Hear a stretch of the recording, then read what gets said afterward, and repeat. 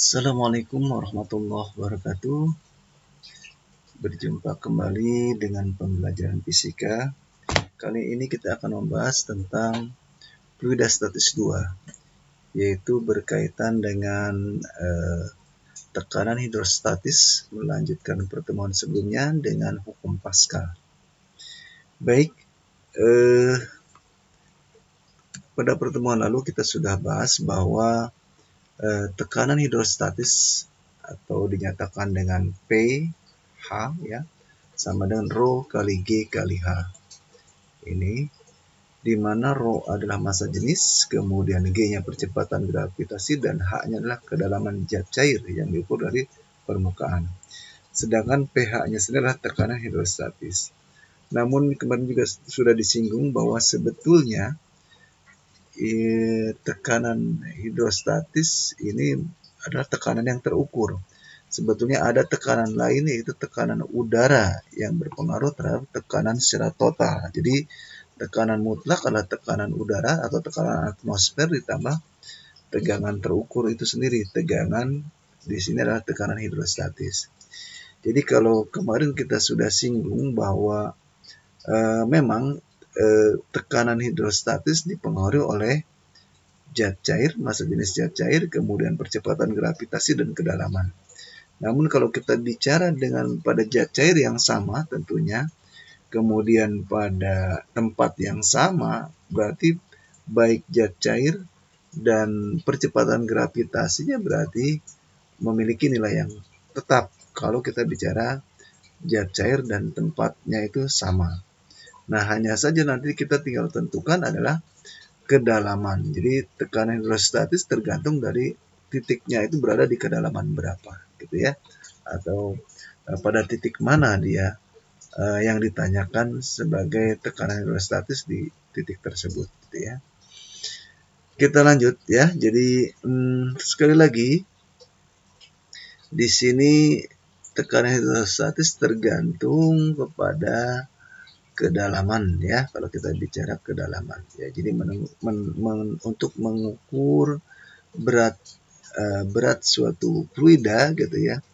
Nah, pada suatu titik itu sebetulnya sama juga tekanan hidrostatis. Nanti tergantung pada volume ya dan bejana atau tempat fluida tersebut. Ketika pada bejana yang lebih lebar atau luas atau lebih volumenya lebih besar, sehingga ya dengan permukaan yang lebih luas maka kedalamannya akan lebih kecil. Sebaliknya pada bejana yang lebih permukaannya lebih kecil maka akan memberikan kedalaman yang lebih besar. Jadi walaupun berat fluida itu sama, ketika penampang dari wadahnya berbeda, itu berefek kepada kedalamannya ya. Oke. Baik, kalau sekarang kita bicara fluida, ada kalanya dalam suatu wadah itu terdiri dari beberapa fluida.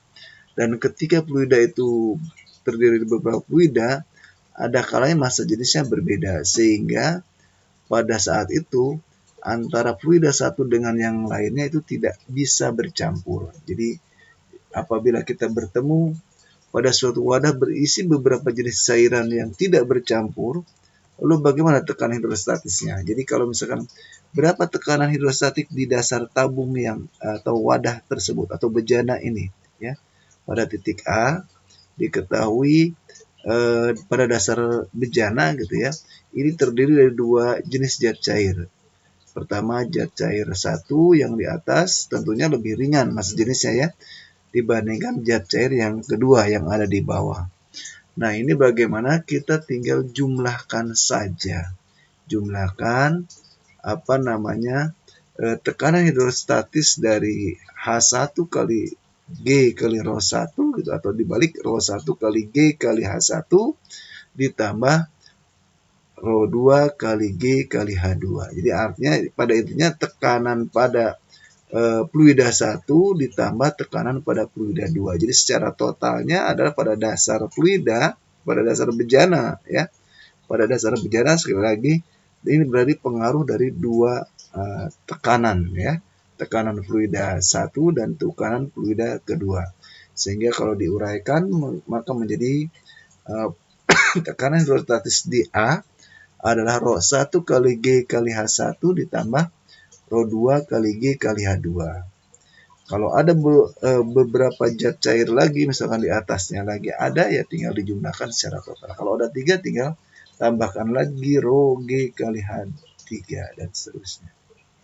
Baik, itu mudah-mudahan bisa dipahami. Sekali lagi, catatan ketika zat cair ini tidak bisa bercampur, seperti halnya minyak dan air gitu ya, karena mereka memiliki massa jenis yang berbeda atau masing-masing. Nah, ini contohnya berikut. Sebuah wadah berisi dua jenis cairan yang tidak bercampur, yaitu minyak dan air, seperti ditunjukkan pada gambar. Ya, gambarnya ini. Massa jenis minyak adalah 0,8 gram per cm kubik dan air adalah 1 gram per cm kubik. Jika percepatan gravitasi adalah 9,8 meter per sekon kuadrat, tentukan tekanan hidrostatis yang bekerja pada dasar wadah, ya, di bawah, di dasar wadah. Nah, kita tahu di sini ada satuan kedalamannya meter, ya. Di sini massa jenisnya dalam gram per centimeter kubik. Nah, kita rubah saja. Kemarin kita sudah tahu bahwa 1 gram per centimeter kubik sama dengan 1000.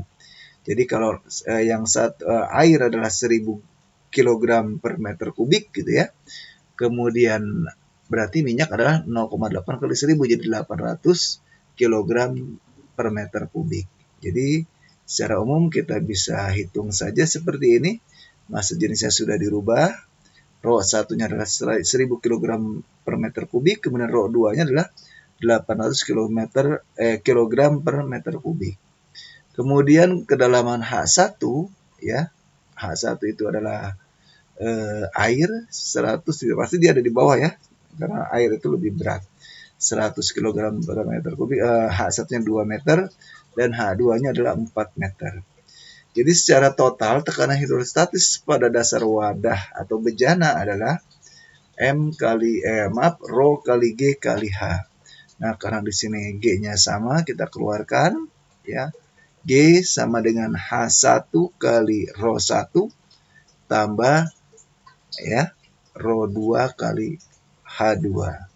Sehingga kalau kita hitung 98 kali 2000 ditambah 800 kali 4 berarti 3200 menjadi 5200 dikali 9,8 sehingga diperoleh 50.960 Pascal atau Newton per meter persegi.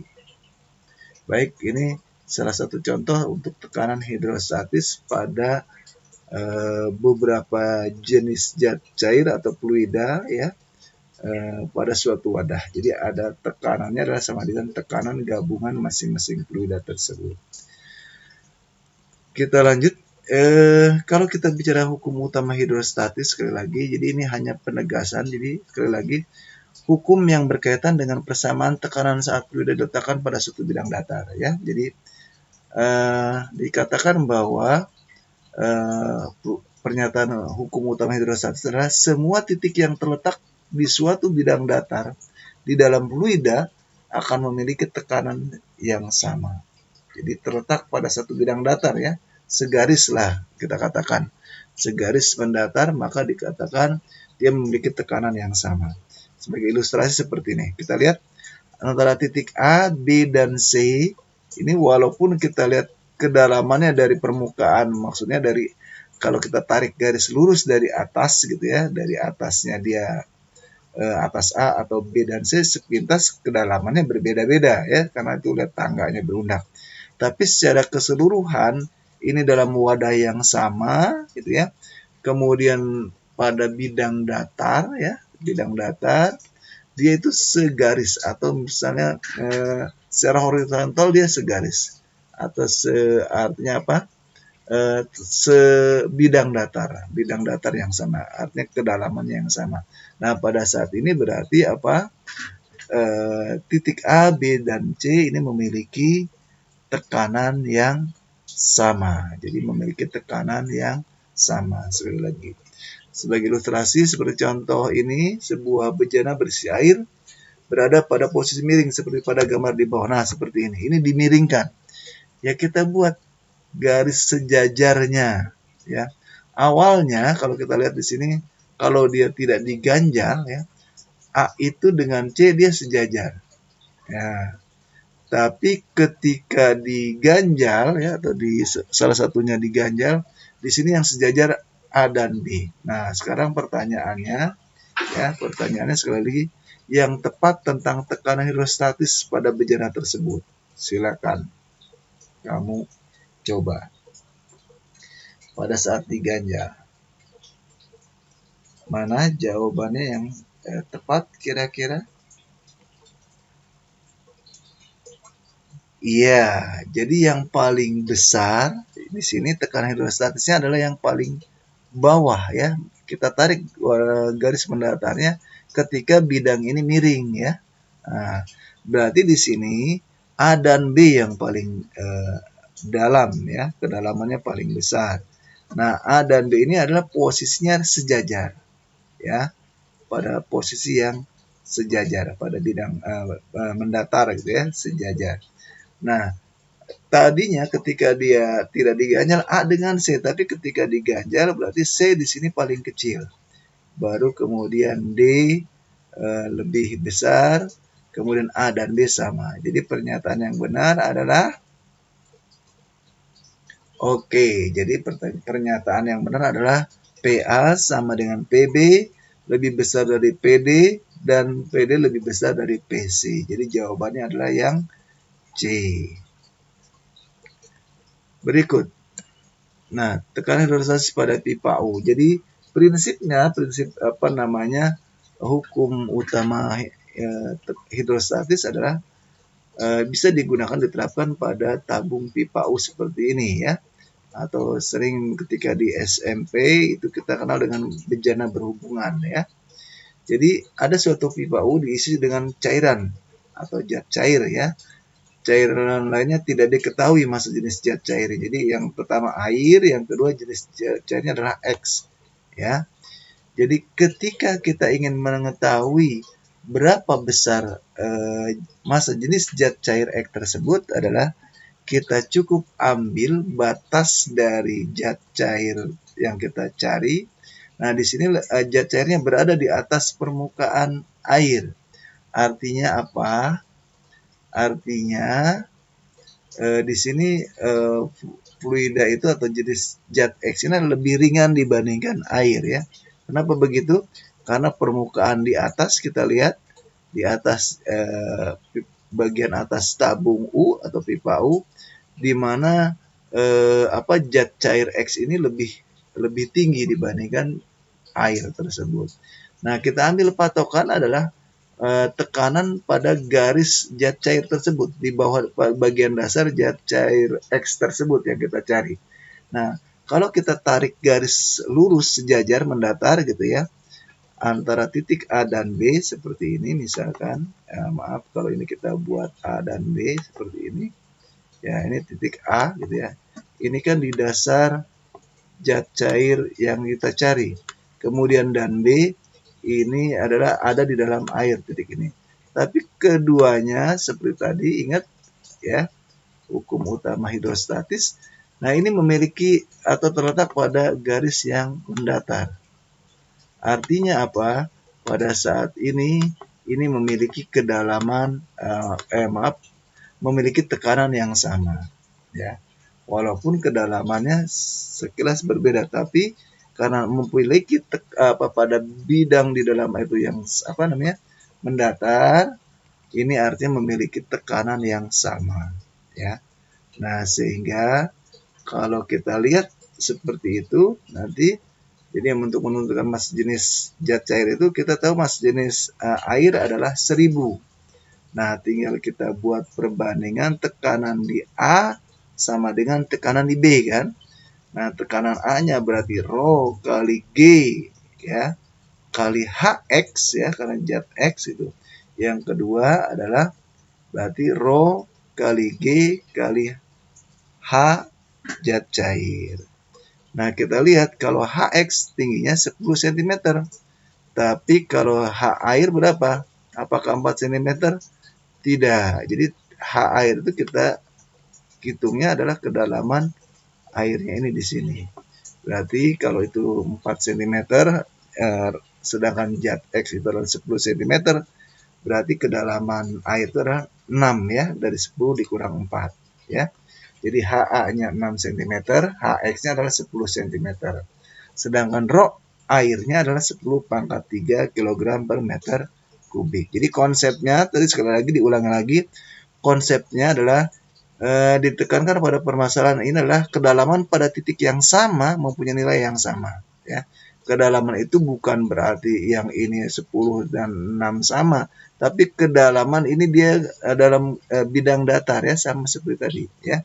Di tinjauan hukum utama hidrostatis ya, kedalaman yang sama ya. Ya, kedalaman yang sama. Ya, sehingga kita selesaikan. Nah, ini ada tekanan udara diperhitungkan, tapi karena tekanan udara atmosfer di kanan dan kiri, otomatis itu sebetulnya kalau kita bicara tekanan mutlak ya, walaupun ada kanan kiri, tapi ini kan besarnya sama tekanan udara ya. Tekanan udara besarnya sama, kalau nyaris kecil sekali perbedaannya, maka dikatakan sama. Sehingga kalau sama ini akan saling meniadakan tentunya. PO di ruas kiri sama dengan PO yang di ruas kanan. Saling meniadakan akan menghilangkan ya. Sehingga kalau kita hitung tersisa kalau PX sama atau tekanan X sama dengan tekanan A, air gitu ya. Berarti kita buat saja rho X kali G kali HX yang ini ya. Ya, yang ini sama dengan rho kali G kali HA. Nah, karena gravitasi ini sama, ya kita bisa hilangkan atau kita bagi. Sehingga tersisa adalah rho X kali HX, kemudian sama dengan rho A kali HA. Sehingga kalau rho X yang ditanyakan, HX-nya kita turunkan, berarti rho X adalah sama dengan HA per HX sama kali rho A. Jadi 6 per 10 kali 10 pangkat 3, jadi 600 kg 600 kg per meter kubik. Nah, kita lihat memang fluida X ini adalah lebih kecil massa jenisnya. Betul kan ya? Karena 600 dibandingkan tadi air adalah 1000. Baik, terakhir kita bahas tentang hukum Pascal. Jadi hukum Pascal adalah tekanan yang diberikan kepada fluida dalam sebuah ruangan tertutup akan diteruskan sama besar ke segala arah. Maksudnya apa? Jadi ini biasanya kita menggunakan ada satu pengisap. Contoh, kamu tahu suntikan yang suka dipakai mainan buat anak-anak atau di ilmu kedokteran ya. Nah, kan sekarang lagi musim vaksin COVID kan. Nah, itu ketika ditusukkan atau ditekan ya, si piston, kalau kita anggap piston, maka akan mengeluarkan cairan. Nah, tekanan yang keluar, zat cair yang keluar dari suntikan tersebut sama dengan tekanan yang diberikan oleh petugas kesehatan tersebut. Tekanannya pelan, tapi si zat cair itu akan muncat lebih besar. Kenapa? Karena penampang di ujung lebih kecil dibandingkan penampang ketika ditekan ya, di bagian piston penekannya.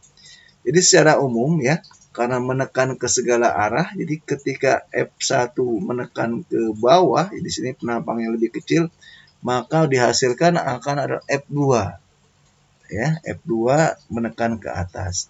Nah, di sini prinsipnya adalah tekanan yang sama. Jadi pada titik A, kalau kita misalkan ini titik A dengan titik B gitu ya, ini memiliki tekanan yang sama. Jadi tekanan di A sama dengan tekanan di B. Nah, karena kita bicara yang di sini adalah F dan A, sehingga kalau P itu sendiri kan ini, P sendiri adalah F1 per A1 kan, karena P1 sama dengan P2, sedangkan tekanannya adalah F1, kalau P1 berarti F1 per A1, sedangkan P2 berarti F2 per A2, sehingga inilah yang disebut dengan hukum Pascal. F1 per A1 sama dengan F2 per A2. Lalu karena sebagian besar penampang piston berbentuk lingkaran, saya seperti suntikan itu tadi berbentuk lingkaran kan, sehingga A1 atau A2-nya itu rumusnya adalah pi R kuadrat atau pi D setengah pi D kuadrat setengah. Jadi pi R kuadrat itu adalah jari-jari ya. Jari-jari atau kalau kita bicara diameter setengah dari diameter. Jadi kalau setengah dikuadratkan seperempat. Tapi kalau kedua-duanya seperempat akan saling meniadakan. Sehingga kalau kita buat perbandingan boleh seperti ini ya. Jadi F1 per D1 kuadrat sama dengan F2 per D kuadrat. Kalau kita mencari F1-nya berarti tinggal ya, D1 kuadrat per D2 kuadrat kali F2. Sebaliknya kalau kita mencari F2 berarti gimana? Iya, F2 kali D2 kuadrat per D1 kuadrat kali F1.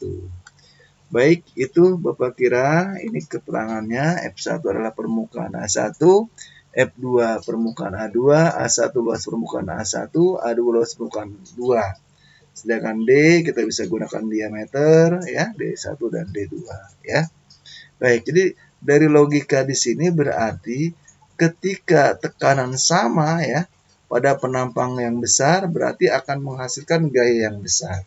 Nah, inilah dalam kehidupan sehari-hari kenapa dongkrak bisa mengangkat sebuah mobil hanya dengan gaya yang kecil. Nah, prinsipnya adalah pada pengisap yang kecil kita gunakan gaya kecil bisa mengangkat, makanya yang nanti dijadikan kuasa itu harus memiliki luas penampang yang lebih besar sehingga akan dihasilkan gaya yang lebih besar ya. Contohnya dongkrak hidrolik atau di tempat pencucian mesin pencucian mobil dengan menggunakan hidrolik itu mudah sekali mengangkat mobil dengan menggunakan alat hidrolik tersebut ya. Baik, sampai di sini dulu Bapak rasa bisa dipahami. Untuk lebih jelasnya nanti silakan kita latihan-latihan ya. Baik, Bapak akhiri dulu pertemuan ini. Assalamualaikum warahmatullahi wabarakatuh.